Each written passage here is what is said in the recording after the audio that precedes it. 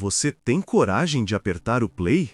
Existe um vídeo, uma lenda digital sussurrada nos cantos mais escuros da internet, que foi apagado por um motivo.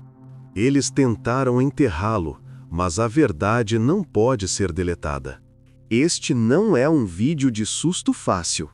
É um espelho que reflete a verdade oculta por trás do seu maior medo, aquele que você nem sabe que tem.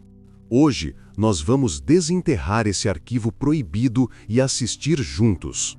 O que ele revela pode te quebrar, mas a ignorância é realmente uma bênção? Se você curte desvendar mistérios que arrepiam a alma, já se inscreve no canal para não perder a verdade por trás do véu. Léo vivia entre fantasmas digitais. Como um arquivista de dados e entusiasta de Lost Media, sua vida era uma caçada interminável por fragmentos esquecidos da era da informação, pilotos de séries que nunca foram ao ar, jingles de comerciais regionais e o seu santo graal, mídias que foram intencionalmente expurgadas da existência. Foi em um fórum anônimo, um daqueles redutos com design dos anos 90 que se recusam a morrer, que ele ouviu pela primeira vez sobre o vídeo 734, também conhecido como Ecos do Abismo. A lenda era vaga, mas persistentemente aterrorizante.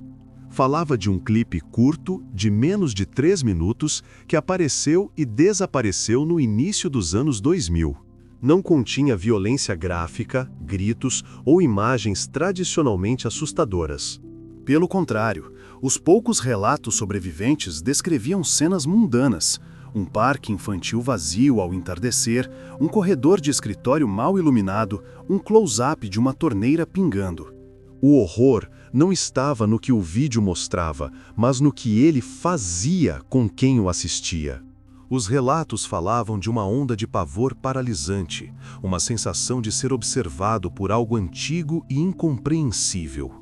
A consequência mais bizarra, no entanto, era a amnésia seletiva.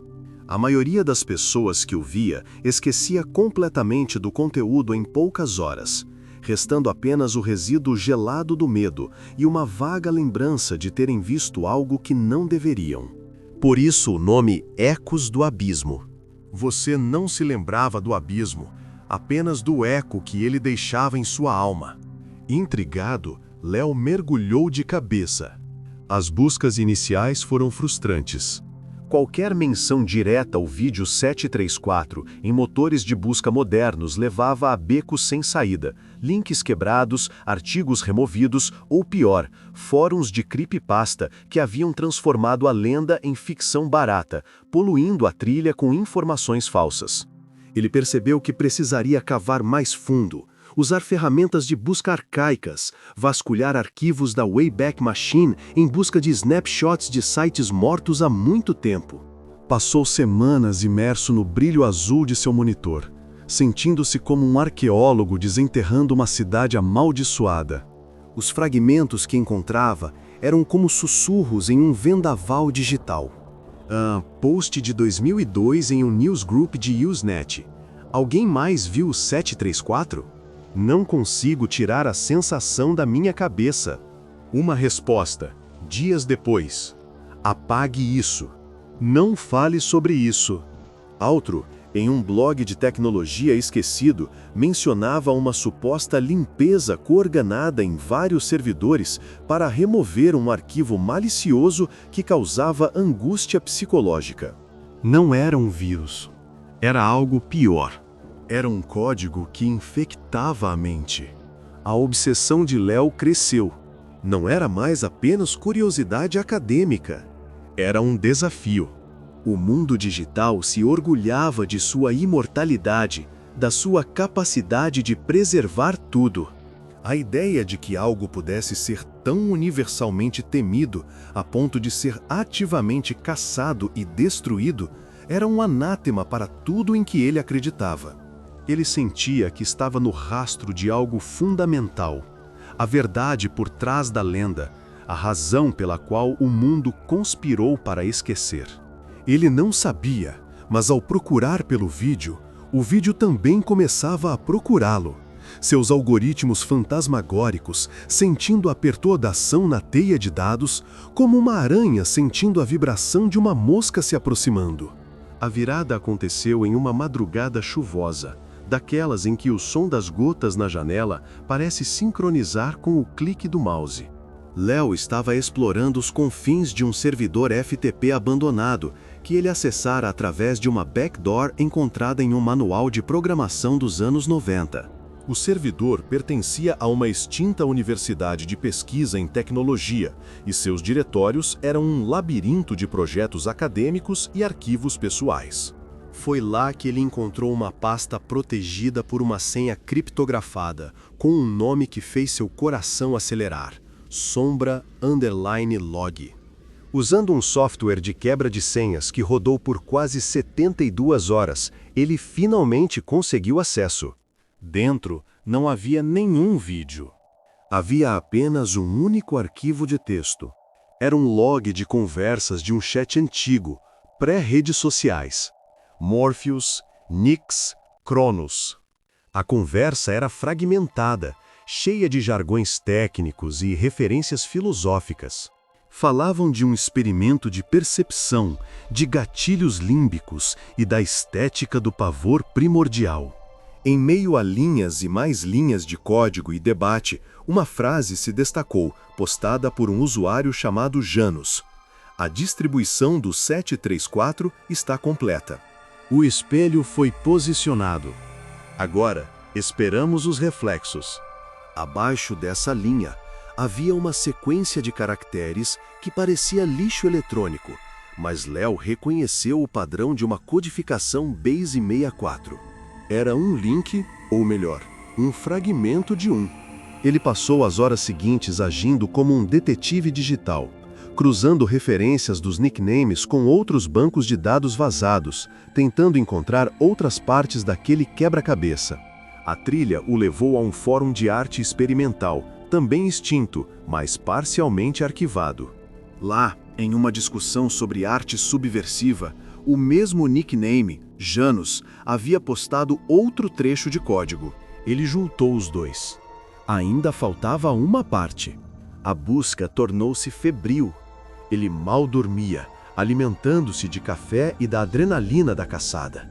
A peça final veio de um lugar inesperado, os metadados de uma imagem de baixa resolução de um corvo, postada em um site de compartilhamento de fotos no início dos anos 2000. Alguém, provavelmente um dos criadores, havia escondido o último fragmento do link ali. Com as mãos trêmulas, Léo uniu as três partes. O resultado era um link para um serviço de armazenamento de arquivos que ele nunca tinha ouvido falar, um daqueles pioneiros que foram engolidos por competidores maiores. Para sua surpresa, o site ainda estava online, embora em um estado de quase abandono, um esqueleto digital. Ele colou o link na barra de endereços e pressionou Enter. A página carregou lentamente, e lá estava, um único arquivo para download. O tamanho era pequeno, apenas alguns megabytes. Ao lado, a data do último acesso, 18 de outubro de 2001. Ninguém havia tocado naquele arquivo por mais de 2 décadas. Um aviso em vermelho desbotado piscava abaixo do link. Aviso: o conteúdo deste arquivo pode ser considerado perturbador. Prossiga por sua conta e risco. Léo sentiu um calafrio percorrer sua espinha. Ele havia encontrado. Com um clique que pareceu ecoar no silêncio de seu apartamento, ele iniciou o download do vídeo que o mundo tentou apagar. A app repousava em sua área de trabalho, seu ícone genérico parecendo uma porta fechada para um lugar desconhecido. Léo hesitou, a excitação da caçada dando lugar a uma apreensão palpável. Ele fechou as cortinas, mergulhando o quarto na penumbra, e colocou seus fones de ouvido de alta qualidade, querendo a experiência mais imersiva possível. Ele respirou fundo e clicou 2 vezes. A tela ficou preta por um instante antes que o vídeo começasse, sem títulos ou créditos. A qualidade da imagem era baixa, granulada, como uma fita VHS gasta. A primeira cena era um corredor de escritório vazio à noite. A única luz vinha de um monitor de computador no final do corredor, seu brilho verde pálido pulsando suavemente. Não havia som, exceto por um zumbido elétrico de baixa frequência, quase inaudível, que parecia vibrar diretamente em seu crânio. Nada acontecia. A câmera estava estática. Léo se inclinou para a tela, procurando por algo. Foi então que ele notou. Por uma fração de segundo, uma sombra escura apareceu se mover na borda direita do quadro. Uma forma humanoide que se desfez em estática antes que seu cérebro pudesse processá-la completamente. Teria sido um artefato de compressão? A cena mudou. Agora era um parquinho infantil ao entardecer. Os balanços balançavam lentamente, mas não havia vento. Eles se moviam em uma sincronia perfeita e antinatural. No áudio, um som distante, como o riso de uma criança, era ouvido, mas estava tocando ao contrário, criando uma melodia gutural e perturbadora. Novamente, um flash subliminar, com os olhos e a boca abertos em um ode choque silencioso. Apareceu sobreposto à cena por um único quadro. Léo sentiu seu estômago revirar. Não era um susto. Era uma violação. Era como se o vídeo estivesse injetando imagens diretamente em seu subconsciente. A terceira e última cena era a mais simples e a mais angustiante. Close-up extremo de uma torneira de metal pingando em uma pia de cerâmica manchada. O som de cada gota era incrivelmente alto e nítido, ecoando como uma batida de tambor. Pingo. Pausa. Pingo. Pausa. Enquanto ele observava, hipnotizado pelo ritmo, ele percebeu que no reflexo curvo da torneira, o quarto atrás da câmera era visível. E no reflexo, alguém estava parado. Uma figura alta e magra, completamente imóvel. Ele não conseguia distinguir feições. Era apenas um contorno escuro. Mas ele podia sentir que estava olhando diretamente para ele, através da câmera, através do tempo, através da tela. O vídeo terminou abruptamente. A tela voltou a ficar preta. O silêncio em seus fones de ouvido foi ensurdecedor. Léo tirou-os, o coração batendo descontroladamente em seu peito. Ele não estava com medo da maneira como um filme de terror o assustaria. Era um tipo diferente de medo. Era um pavor profundo, existencial, um sentimento de ter olhado para algo que não era para ser visto. Ele se sentia sujo, contaminado. Ele tentou racionalizar. Eram apenas truques de edição, imagens subliminares, design de som inteligente. Mas a sensação não desaparecia. Era um frio que se instalara no fundo de sua mente, um eco que agora ressoava dentro dele. Ele olhou para o ícone do arquivo em sua área de trabalho. Em um impulso de pânico, ele o arrastou para a lixeira e a esvaziou permanentemente. Mas ele sabia que era tarde demais. Você não pode apagar algo que já foi visto. O vídeo se foi, mas a sua verdade agora estava gravada em sua mente. O sono não veio naquela noite. Toda vez que Léo fechava os olhos, flashes do vídeo invadiam sua mente. O balanço antinatural, o rosto da mulher, o reflexo na torneira. Ele se levantou e andou pelo apartamento, sentindo-se um estranho em sua própria casa. Cada sombra parecia mais longa, cada som da noite amplificado. O zumbido de baixa frequência do vídeo parecia ter ficado preso em seus ouvidos, uma ressonância fantasma que ele não conseguia dissipar. No dia seguinte, ele tentou voltar à normalidade, mergulhar no trabalho para se distrair. Mas o eco do abismo o seguia. Enquanto catalogava arquivos digitais, ele começou a notar glitches em sua própria realidade. Ao olhar para um documento de texto, uma palavra aleatória parecia piscar por uma fração de segundo, sendo substituída por outra, mais sinistra. A palavra seguro se tornou sozinho. Casa se tornou caixa. Ele balançava a cabeça, e a palavra original estava de volta, deixando-o a questionar sua própria sanidade. O fenômeno mais perturbador acontecia com seu reflexo. Ao passar por um espelho ou por uma janela escura, por um instante, sua imagem parecia distorcida. O rosto não era exatamente o seu. Os olhos pareciam mais fundos, a boca torcida em um sorriso que não era de alegria, mas de um conhecimento terrível. Era a mesma sensação de violação do vídeo, a sensação de que a realidade estava se desfazendo nas bordas. À noite, as coisas pioravam. Ele começou a ouvir sussurros, sons indistintos que pareciam vir de cantos vazios do quarto. Eram como fragmentos de conversas, mas em um idioma que ele não conseguia entender. Ele revirou o apartamento em busca de qualquer fonte de som, um rádio ligado, um vizinho barulhento, mas não encontrou nada. O silêncio só tornava os sussurros mais claros. A paranoia começou a se instalar. Ele se sentia constantemente observado, a mesma sensação que teve ao ver a figura refletida na torneira. Ele começou a cobrir os espelhos com lençóis e a colocar fita adesiva sobre a webcam de seu laptop. Ele se afastou dos amigos, inventando desculpas para não sair. Como ele poderia explicar o que estava acontecendo? Que ele estava sendo assombrado por um arquivo .ai. AVI? Eles o internariam. Ele tentou pesquisar os efeitos do vídeo, mas agora, até mesmo digitar vídeo 734 em um buscador lhe causava uma onda de náusea. Ele se sentia como se tivesse ativado um vírus, não em seu computador, mas em seu próprio cérebro.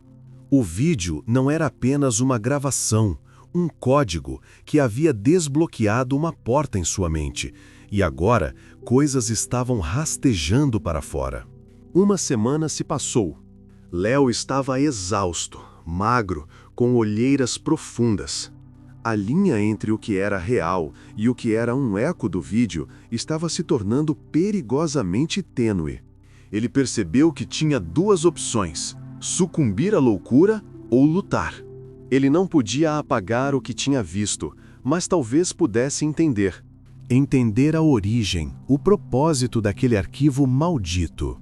Com uma nova determinação nascida do desespero, ele ligou o computador. Ele não iria mais fugir dos sussurros. Ele iria encontrar a voz por trás deles. A caçada não havia terminado. Ela apenas havia mudado de natureza. Antes, ele caçava um vídeo. Agora, ele caçava respostas para salvar sua própria mente. Com o desespero como combustível, Léo reabriu o log de chat criptografado do servidor da universidade. Antes, ele estava focado em encontrar o link para o vídeo. Agora, ele o lia com um novo propósito: entender quem eram aquelas pessoas e o que elas haviam criado. Os nicknames Morpheus, Nyx, Cronos, Janus eram referências mitológicas, sugerindo um grupo com pretensões grandiosas. Ele mergulhou nas conversas, ignorando o jargão técnico e focando na filosofia por trás do projeto.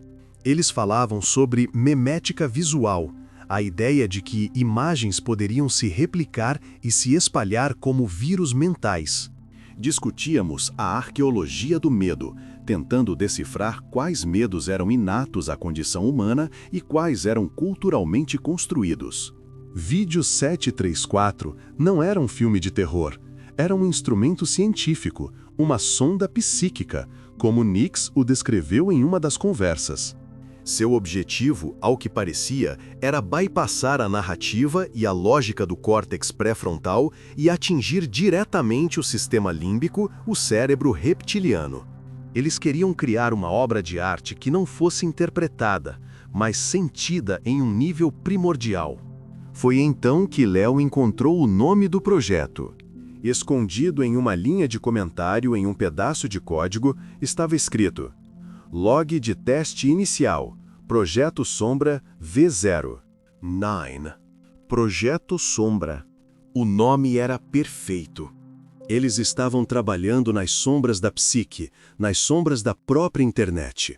Com um nome para pesquisar, as portas começaram a se abrir, ainda que rangendo.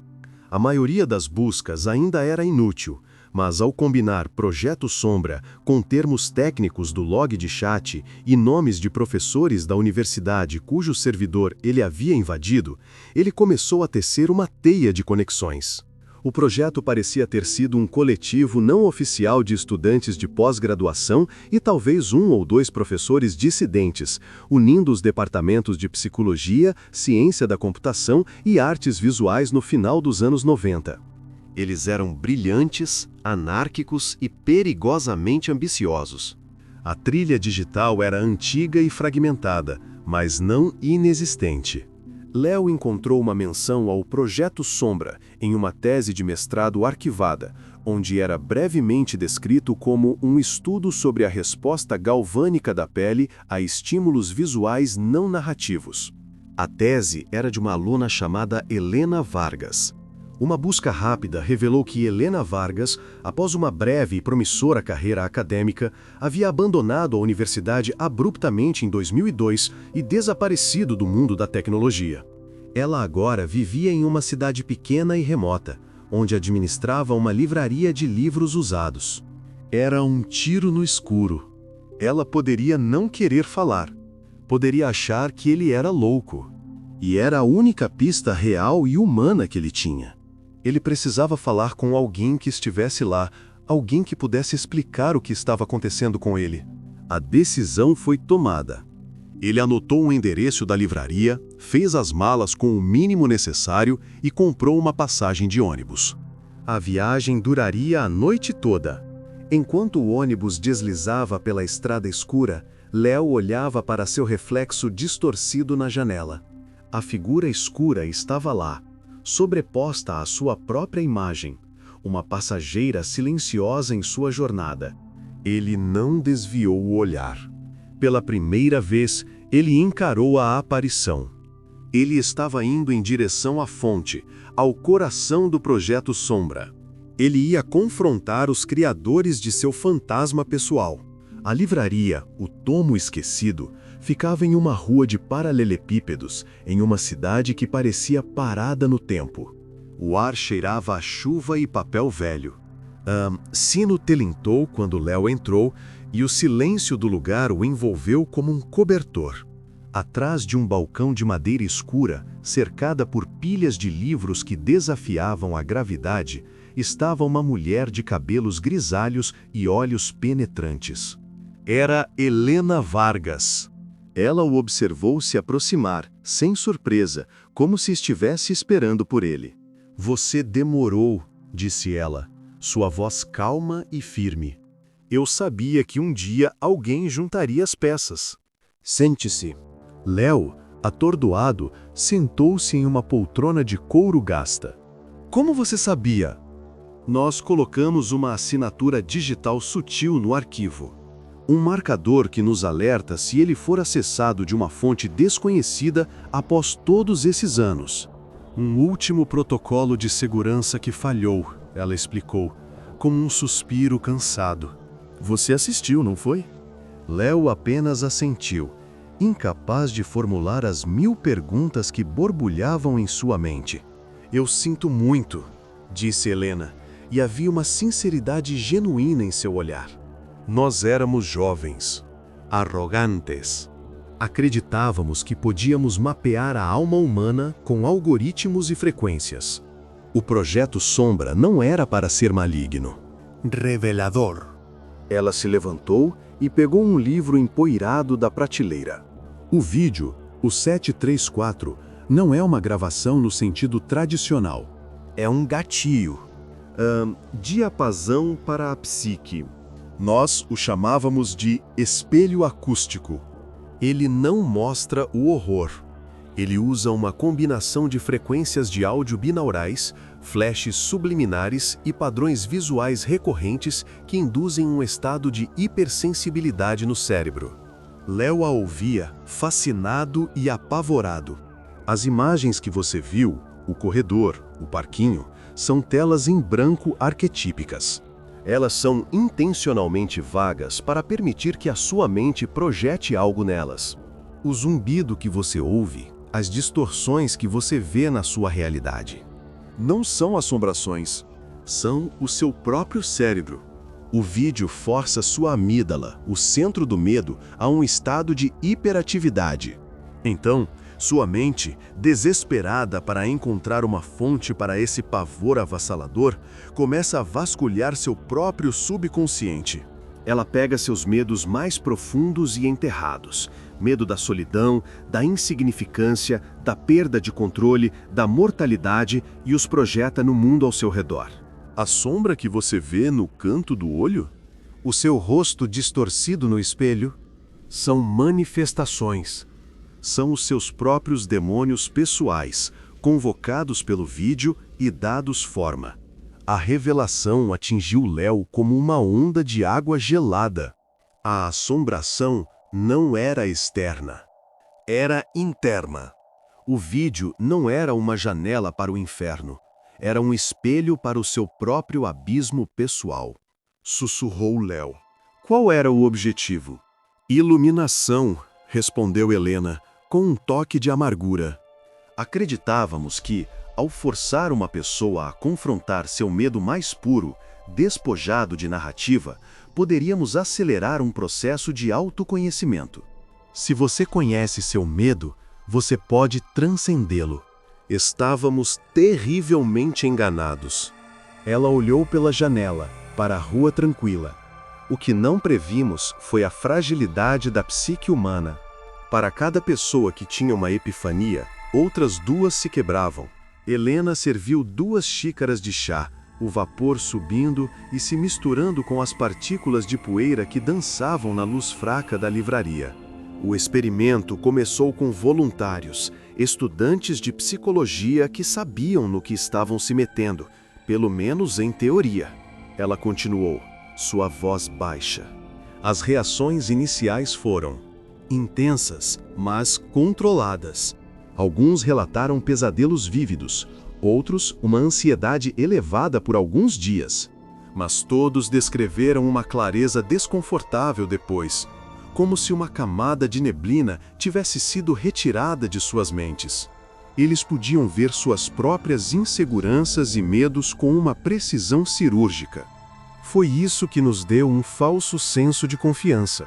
Acreditávamos que estávamos no caminho certo.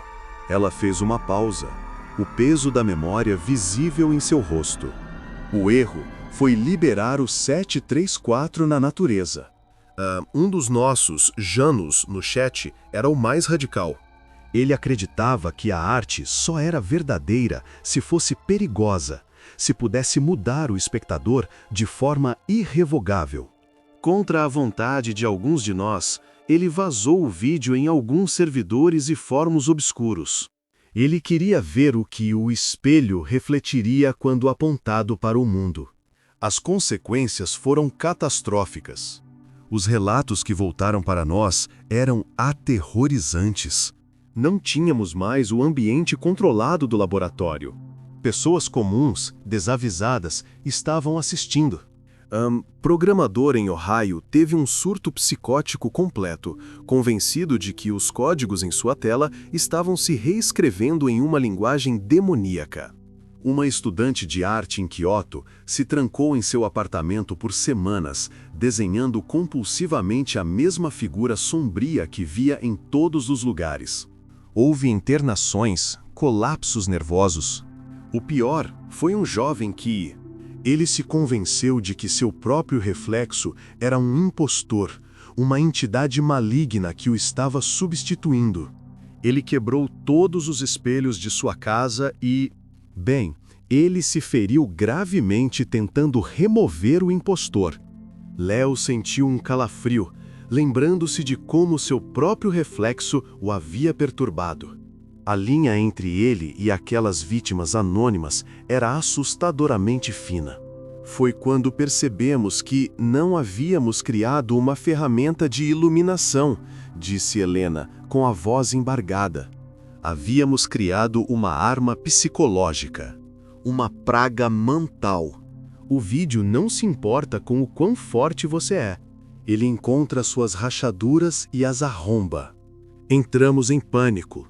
A universidade, ao descobrir a extensão de nosso projeto não autorizado, ameaçou nos processar, nos expulsar. Fizemos um acordo. Eles abafariam tudo e nós dedicaríamos nossas vidas a apagar nossa criação da internet. Foi uma cruzada digital. Caçamos todas as cópias, usamos nossas habilidades para invadir servidores e deletar o arquivo. Pressionamos administradores de fóruns. Em alguns meses, acreditávamos ter conseguido. O 734 havia se tornado uma lenda, um boato, um fantasma. Mas vocês deixaram um fragmento para trás, disse Léo. O seu protocolo de segurança. Sim, admitiu Helena. Uma cópia criptografada e fragmentada em 3 servidores diferentes, com o alerta, caso alguém como você fosse teimoso o suficiente para encontrá-la. Era a nossa caixa de Pandora, um lembrete do que havíamos feito. Nunca imaginamos que, 20 anos depois, alguém realmente conseguiria abri-la. Ela olhou diretamente para Léo, seus olhos cheios de uma compaixão sombria. Não há como reverter, Léo. Não há um botão de desligar. A porta que o vídeo abriu em sua mente. Ela não se fecha. O eco não para. Você não pode apagar o que agora sabe sobre si mesmo. A verdade pousou sobre Léo com o peso de uma lápide. Não havia cura, não havia exorcismo. A assombração era ele mesmo. Ele passou o resto do dia na livraria, conversando com Helena. Ela não lhe ofereceu soluções mágicas, mas lhe deu algo talvez mais valioso: compreensão. Ela lhe explicou que, agora que ele sabia a origem de suas visões, ele poderia aprender a conviver com elas. Não lute contra as sombras, ela o aconselhou. Observá-las. Entenda o que elas estão tentando lhe dizer. Se você vê a figura da solidão, não fuja. Pergunte a si mesmo por que esse medo é tão poderoso em você. O vídeo lhe deu um acesso direto e brutal ao seu subconsciente. Use-o. Trate-o não como uma maldição, mas como um mapa de sua própria alma. Ao anoitecer, Léo pegou o ônibus de volta para casa. A viagem foi diferente. Ele olhou para seu reflexo na janela escura e a figura sombria ainda estava lá, sentada ao seu lado. Mas o pânico havia sido substituído por uma calma resignada. Ele não via mais um monstro. Ele via uma representação de seu medo de ser esquecido, de sua ansiedade sobre o futuro. Era parte dele. Sua vida mudou fundamentalmente. Os glitches não pararam. As palavras em sua tela ainda piscavam ocasionalmente. Os sussurros ainda vinham dos cantos silenciosos. Seu reflexo ainda se contorcia em momentos de distração. Mas agora, em vez de recuar em terror, ele parava. Ele respirava. Ele analisava. Quando via seu rosto se transformar em uma máscara de desespero no espelho, ele reconhecia sua ansiedade sobre o trabalho. Quando ouvia os sussurros, ele os identificava como as vozes de sua própria autocrítica. Ele aprendeu a viver em um diálogo constante com seus medos mais profundos. Era exaustivo. Era solitário. Mas, como Helena havia previsto, era também estranhamente revelador. Ele se tornou mais consciente de si mesmo do que jamais fora. A ignorância era uma bênção? Para a maioria, talvez. Viver sem ter que encarar o abismo interior todos os dias certamente era mais fácil. Mas para Léo, a ignorância havia sido trocada por uma verdade terrível e poderosa. Ele havia assistido ao vídeo que o mundo esqueceu, e ele o lembrava todos os dias da verdade oculta por trás de seu maior medo. A verdade era que o maior medo não era um monstro debaixo da cama ou um fantasma no corredor. O maior medo era, e sempre seria, ele mesmo. O vídeo não era o abismo. Era apenas o eco. O abismo sempre esteve lá dentro. E você, o que achou dessa jornada ao coração do medo? Deixe seu comentário aqui embaixo. Queremos saber sua teoria. Não se esqueça de deixar o seu like se a história te prendeu. E claro, se inscreva no canal para mais mergulhos em abismos como este.